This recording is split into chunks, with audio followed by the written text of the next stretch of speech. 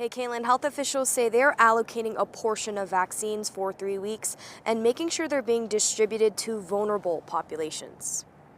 There are a lot of us that are out here just suffering and waiting, and scared. Barbara Bates is 71 years old. I have a plethora of health conditions that, would mean severe illness, hospitalization, and death if we don't get the vaccine. The state's vaccine dashboard shows Native Americans, Asian Americans, and white Americans are the three racial groups with more than 20% of their respective populations partially vaccinated, meaning they have at least one of the two total vaccine doses. Hispanics or Latinos at 15.2%. Black Americans have the lowest rate in the state at 11.4%. Not surprised to see that our statistics are at the very bottom. State health officials announcing a shift in their vaccine strategy. We want to vaccinate New Mexicans efficiently and equitably.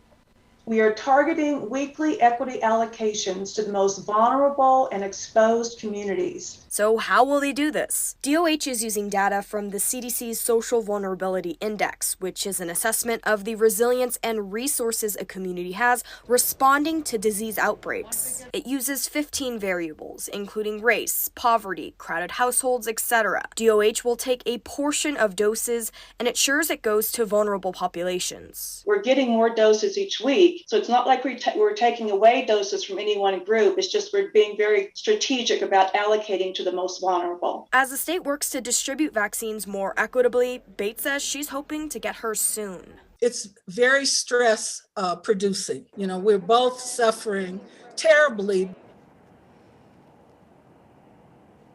Now, the Department of Health says they will prioritize new vaccine providers in underserved communities. Reporting live in Albuquerque, I'm Stella Sun, KOAT Action 7 News. Stella, thank you. State health officials add their goal is to reduce morbidity, mortality, and viral spread in the state. Well, now to the state's coronavirus cases. The Department of Health announcing 245 new COVID cases today, and sadly 16 more deaths for a total of 3,716 since the pandemic started. The state also deems over 146,000 cases recovered, and there are currently 192 New Mexicans hospitalized with the virus. More personal protective equipment coming to Albuquerque businesses. Everest Apothecary and the Asian Business Collaborative have partnered up to meet that need. As the Bernalillo County, City of Albuquerque moves into its new yellow state, small businesses will now need PPE equipment now more than ever as we begin to reopen.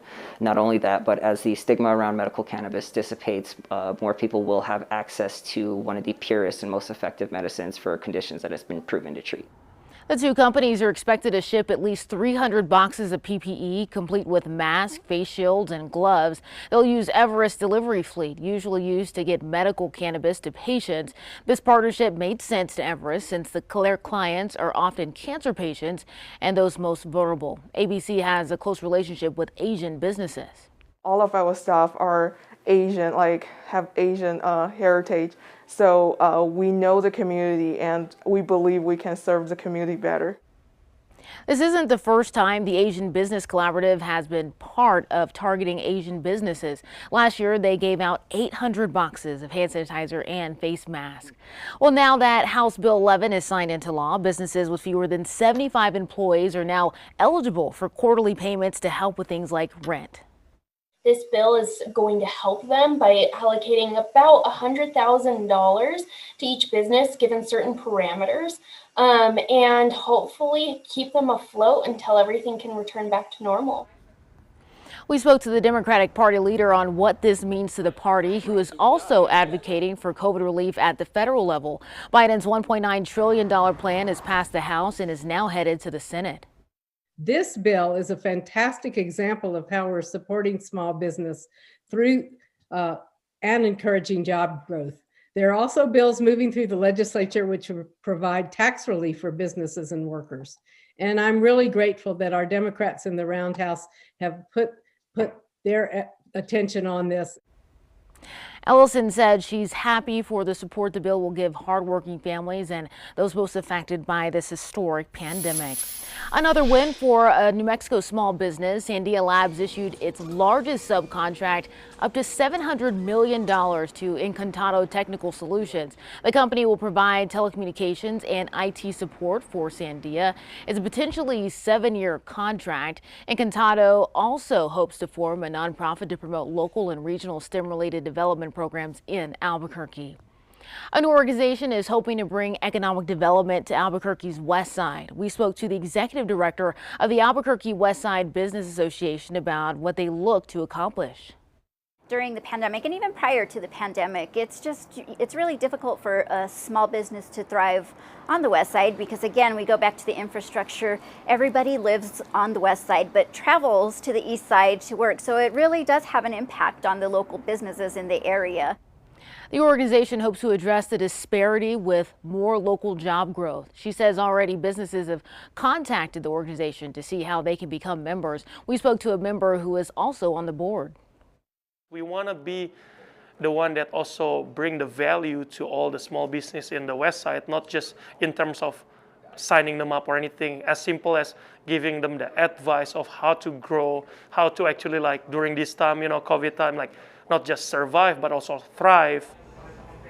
Alam owns the Paletta Bar on the West Side. He says already people are reaching out to him about everything from marketing to applying for COVID relief loans. Most importantly, he says the association will be about giving businesses hope. Now, it was really windy in Albuquerque earlier. Meteorologist Byron Morton is here to let us know what happened to it in your certified most accurate forecast. Byron. Hey there, Kaylin. Yeah, it all has to do with pressure. Now, we know from physics that air flows from high pressure to low pressure, and initially we had lower pressure to the west of the mountains in the Albuquerque metro area and higher pressure to the east of the mountains out toward Klein's Corners, and that's why we had the air flowing through the gaps and creating that wind.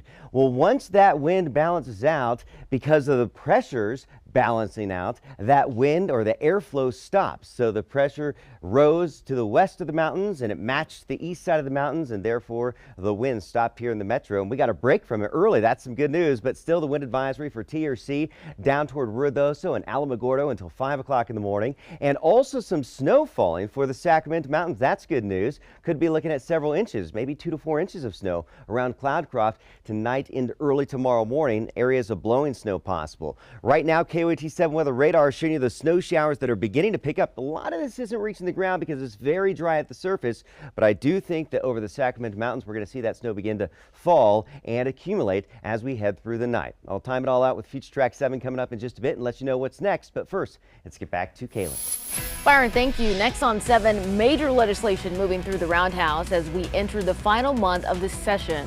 Plus, former President Trump appearing for the first time since he was in office. Coming up.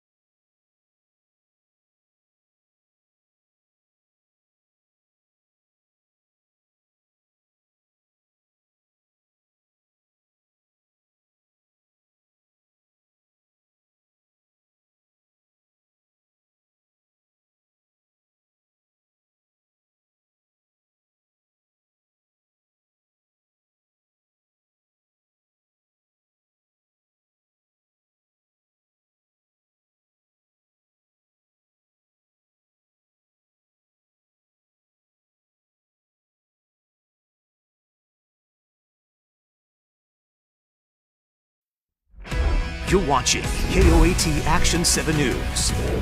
Two major pieces of legislation are moving fast through the Roundhouse. Action 7 News reporter Shelley Leggett has an update on both and joins us live. Shelley? Kaylin, the Healthy Workplaces Act and a bill outlawing hazing both moved through the House today. Now, the Healthy Workplaces Act would guarantee earned sick leave for New Mexican workers. COVID has certainly unveiled a lot of inequity.